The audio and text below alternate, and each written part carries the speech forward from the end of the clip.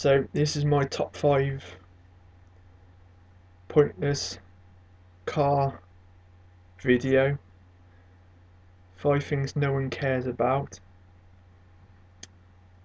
The first one is the fastest I've ever been on a motorway is about 135 in my Vectra GSI, and that was coming off a junction straight onto the motorway, absolutely towing it up the motorway in the dark, getting up to 135, and you could feel the front end moving around. I thought, fuck that, so I bottled it. But the fastest I've ever been is 139 mile an hour in a Mark II Vauxhall Astra GTE, the famous 2-litre red top XE engine, the one with the digital dash. We were going to Newport in Wales, and basically 139, and some idiot in a car with a caravan decided to pull out in the fast lane. Fuck that. But that's the fastest I've ever been. Second one is in my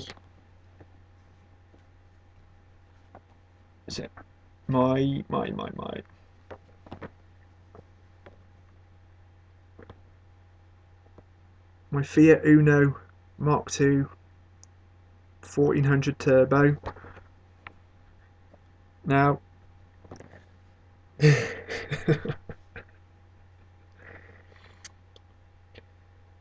there was a BMW E30 325 Motorsport in Dolphin Grey that used to drive around my city.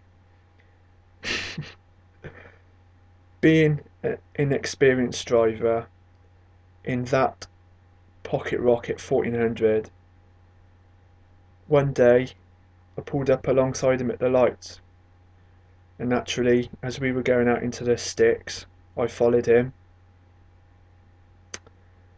Meaning, as we were going down the hill, as you come down the hill, further on there's a sharp bend like that. So up to 120 mile an hour. This BMW round the corner. As I said, being inexperienced, I hit the brake on the corner. Me and my mate went flying sideways in my Uno, fucking meters and meters and meters.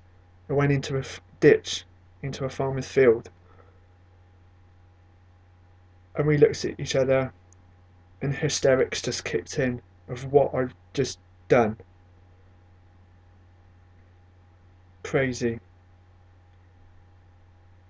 And as always, someone had called the police, and we were just there thinking, oh shit, the coppers are coming. You could see the flashing lights from the hill coming down. And as I said to the officer, was doing 60 mile an hour. 60 mile an hour, and I span the car into a ditch. The only thing about my Uno Turbo was on the front valance bit at the front of the bumper, just a little strip that was broken, and that was it. How I didn't kill myself, how we didn't go flying in the hedge straight on, hit a tree. Fuck. That was scary.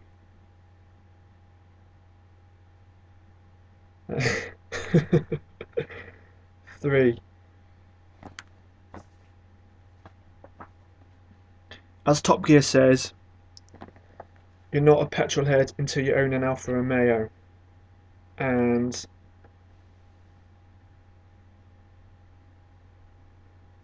Alpha 75 just a 2 litre twin spark.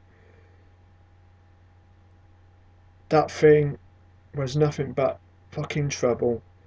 I remember pulling up at my parents, obviously living at home back in the 90s, pulling up, and my dad went fucking skits.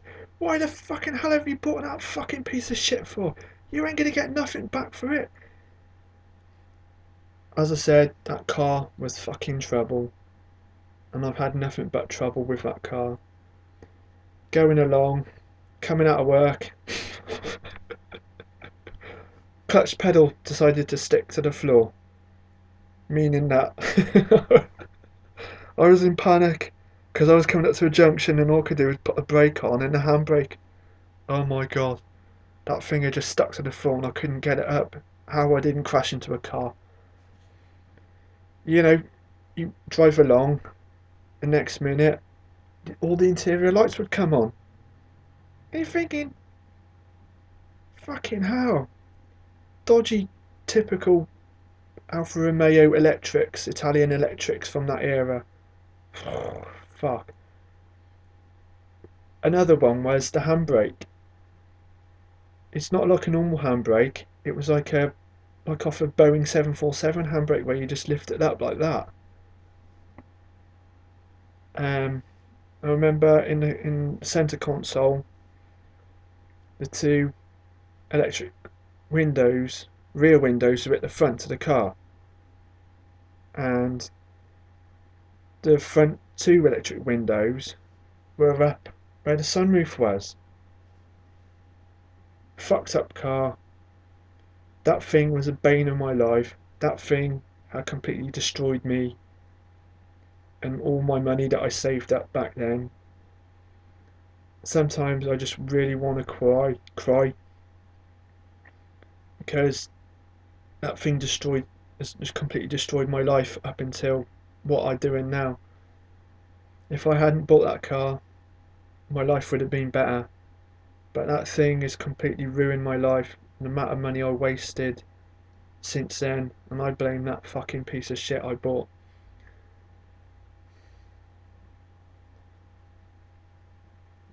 Horrible fucking thing, it's destroyed me. I lost everything on that car, and I had to go through all my savings and everything, and to this day I can't save at all. Back then I was saving like fuck. But, and another thing about that Alpha, being rear wheel drive, being inexperienced rear wheel drive. Twat that I was, it was at the traffic lights in town, showing off in the pissing down rain. And put my foot down, back end come out as the lights changed, and I went flying into the railings. Fucking thing. Water was pissing out at the fucking front. I thought, oh no, what have I done? And worst of all, someone at the traffic lights over the other side of the road drove past and recognised me. Oh, that was around the factory, that was. But those railings hadn't been replaced for fucking years until recently. That was in the 90s. Number 4. Where is it? Where is it? My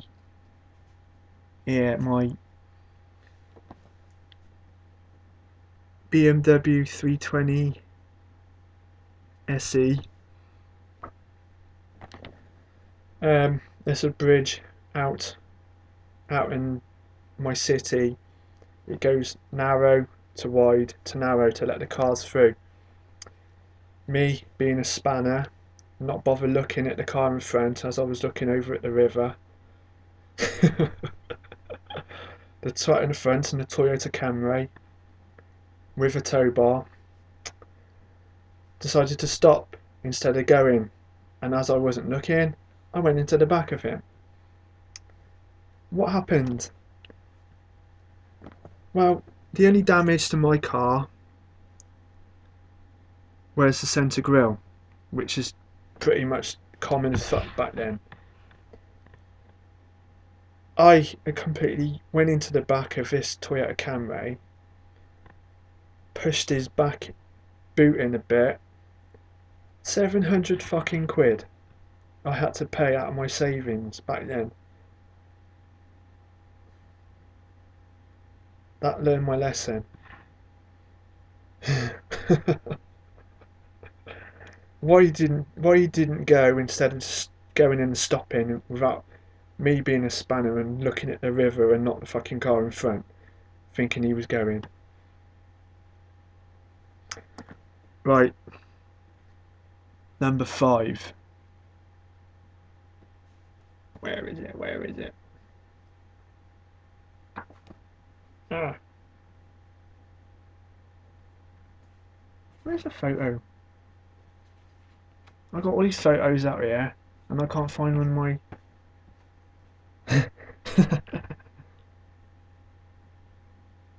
right. I owned a